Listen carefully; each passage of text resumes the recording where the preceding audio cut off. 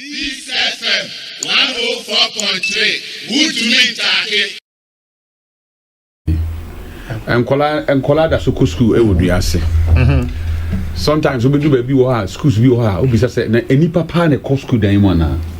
Enti de ye kan nyina ya achieve bebreba ye bo ho dawo nyina no. Ye be stress e da se bibre biem say yaman panimfo a bi di o man so aya mo hwe enipa e wo man mu na ye nhyehyɛ pa ye nhyehyɛ so ye nhyehyɛ pa e be bo ama o man mananya so emfa so because ebi ti benifo say ebi ti ye ebi so nti ye kra wo kohwe sabio enwoma sua a ye sua wo school ye nyina ye sua pepepe enso bi kra o ha textbooks kra be du ho na kwara term no ye dey I do half term zane man nyina so ye hwe de ye am fi say be boy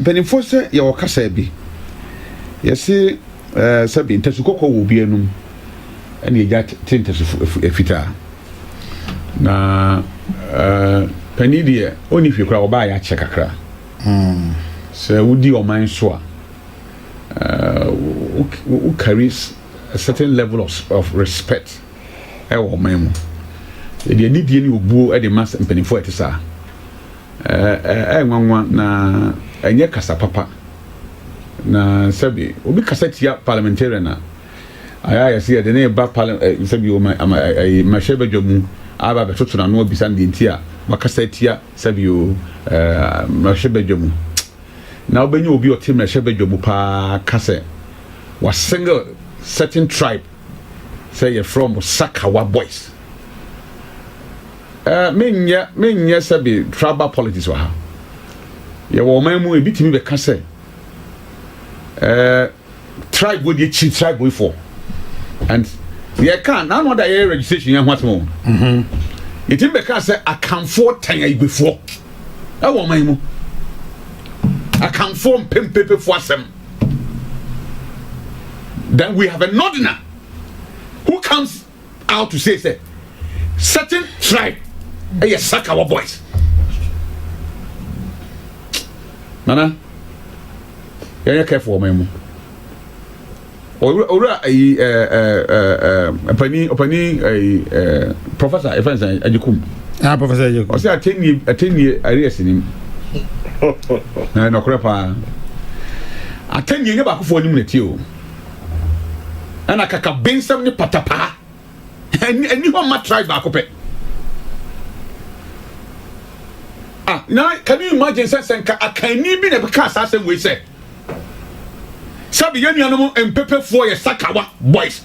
Now former Greek minister I order Asaman Okai William Quaid Asaman Okai but you want parliamentarians I managing that a force so no man resign in this country.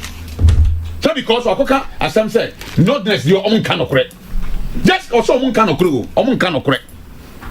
And then we have somebody from parliament who could say a certain tribe, not even just a tribal, the president of the land, Sakawa grandpa.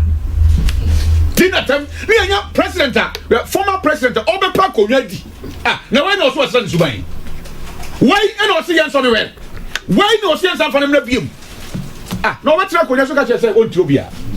Or try Konya so catch on Ethiopia. He had no respect for anybody in this country. Mama. What's it on Ethiopia? None of the official kind of what I didn't try Konya so. And now now no geographic him kase. About to a better no. Abaye better no. Yen kan hu sen kwala esua, nkwala hwe yen. Enti ye kasa ye beka no. Enye kasa den kan mu beba. Na obi anche de obetima ye. The oil into the old obetima ni say. A 10 year who na obetima. A 10 year who no obey. A 10 year. But what has he learned? Bia na wotua, wo se wotua ntia ma na ho kwan. Na o mesesa na o man wewu. Bia be na wo so wotua. Ada na NDC party person oba be mu kwani a this is on the tribal agenda adia e betim di basabasa ni wo yenne abakowem and NDC for some why na me try civil societies no you try the Christian Council for meka on them clone free say what just like what to me chan obia who is that don't go why because I parliamentarian yes sir we are parliamentarian so what? What's the time? My man. Uso time na. Boko. Aden. Charles Boko. Sabi pani ni fie. Charles Boko. Ni fie. Charles Boko. Nana. Boko. Aden. Boko. Na say yakan say achimfo sori beka. Na agwefo ka. Na mpepefo ka. Na we ka. Dey na beba oman hu. And this year achimfo me this for na ye achimfo me this for. Sa na okwa igwe a. Owura Akufo-Addo owo minister in charge of voter ananyesa. Sa na okwa Northern region owo minister oho. That many of his appointees are omo nordness. Because in Chichemu ni ho. Chichemu eni oman mu. Ya nyina ye nim say ye oman ba ko pe. Nanso onyame ni chimpo no ohun say enipa nyina ntimi kakasa ba ko ma nye da. Enti kasa ye ka no na me fears me batters for such so me na me ka che Nyankopon say maburu ni homi ana. Who determines where you should be born? When did determine we are so by? So wo dey me say me we are me pentafo asem no. Yen ko wo me ntu ntafo mu. Ana yen ko me ntu ayigofo mu. When na ba we are say o kire ba bi obese ye wo no to. But onyame na design we are say. Akakakre. Ana the opese wo ye na wa ye. Dada mo anya careful na abato ye to abawia na nche say wiase say the me fact say ye to aba ma ye medi o man so and say ye create mbasabasa ye dem for divisions e dey na owura kana Japan kan ya ye mfa anya no man mu e dey na ye mfa anya no yesi owura Akufo-Addo akoka say ye akanfo nye se wo bo obi di o wo ya kan ni no ka say ye akanfo ye mo di ye campaign na be see say sabi na oba president da so ka ho asem sa ka sa fi we ni ka sa tantan we no oman we yen so Charles nana yangoda mami fo manu si na hanga chest me di manu si no de me kan say imperi for say kasa bi no wi ase wo sereje ade mama wo muna jade ade mama ajapa deal no akurase makame we and people na eche o madwen including civil societies not just the minority for some Ghana for on che o madwen o Ghana for me giri say aban no tie when so John can say bi say you can always eat with the devil but with a long spoon.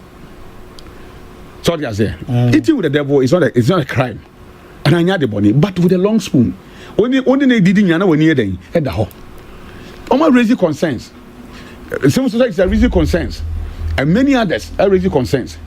Me nim se bibi ya be say so aban ne be konechi atietie wo nyina wono asem Nigeria ni bi bonyum o se na better soup na money killam wo paade yi a wo bre eti sa aban ne paade ne yie na se ebi kire na dwen se o mu fi se niam bi atochima wo mu na se enko yi a whether a minority o whether a majority o me susu se ye nyina ye ntiase se o man ne yedie nkwa na ye hwehwe dia yen friend yen church age ne intro adwen yen toto adwen ne yen hwe niema ye de ka ho ebe yi ne de yi firi so ebe yi aboama botanti a aban ne de sa ne ma ne ba nyina no atima yi na ye ka busua sam de anana obi ani ho a ye wo no konton kro firi wiase ba ofiri so ba ye se papa ngome ma bia ngome na me ana me wo me ho ba wiase obi a ba ye ba bi o man so a o wa busua Peace FM 104.3 Good to meet